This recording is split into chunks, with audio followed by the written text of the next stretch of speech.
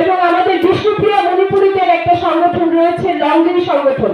এই বিষ্ণুপ্রিয়া মণিপুরী, মেইতেই মণিপুরী, আমরা সবাই মিলিত হয়ে মহারাজার জন্য আমরা কাজ করছি। কারণ আমাদের মণিপুরীদের জায়গা কিন্তু, ভূমি কিন্তু দিয়েছে সেই রাজারাই।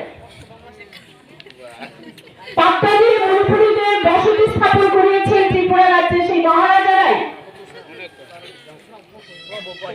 তখন থেকে আমরা বঞ্চিত, সেই জন্য মহারাজা আমাদেরকেও সঙ্গে নিয়েছেন। এইভাবে করে সাতটা তপশিলি গোষ্ঠী যারা রয়েছে প্রত্যেককে সঙ্গে নিয়ে মহারাজা 23 বিধানসভা নির্বাচনে এগিয়ে যেতে চাইছেন। কারণ আমাদের অস্তিত্ব সংকটে। তো যে কথাটা আমাদের মাথায় রাখতে হবে, অন্য কোন রাজ্য বিজেপি কি করেছে সেটা নিয়ে আমি বেশি বলবো না। কারণ বিজেপি কি করেছে 5 বছরে কতটুকু উন্নয়ন হয়েছে এটা প্রতিটা মানুষ, আপনি রাস্তাঘাটে হাঁটুন, সাইকেল, রিক্সা, বাইক, গাড়ি চলুন, আপনি রিক্সা চলে যখন যাবেন তখন রিক্সা ড্রাইভারকে জিজ্ঞেস করবেন যে 5 বছরে বিজেপি সরকার কি করেছে।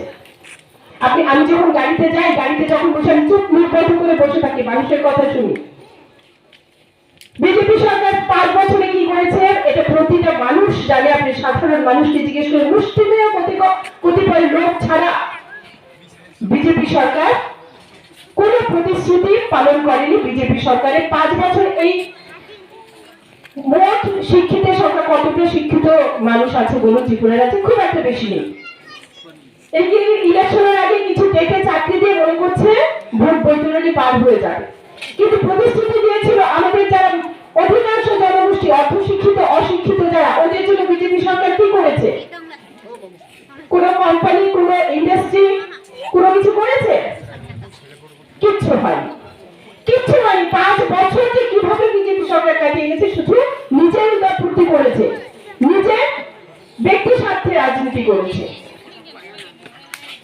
সবকা সাথ সবকা বিকাশ ভুল, শুধু নিজের বিকাশ, নিজের স্বার্থ, নিজের বিকাশ ছাড়া বিজেপি নেতৃত্ব কোনোদিন কিছু করেনি।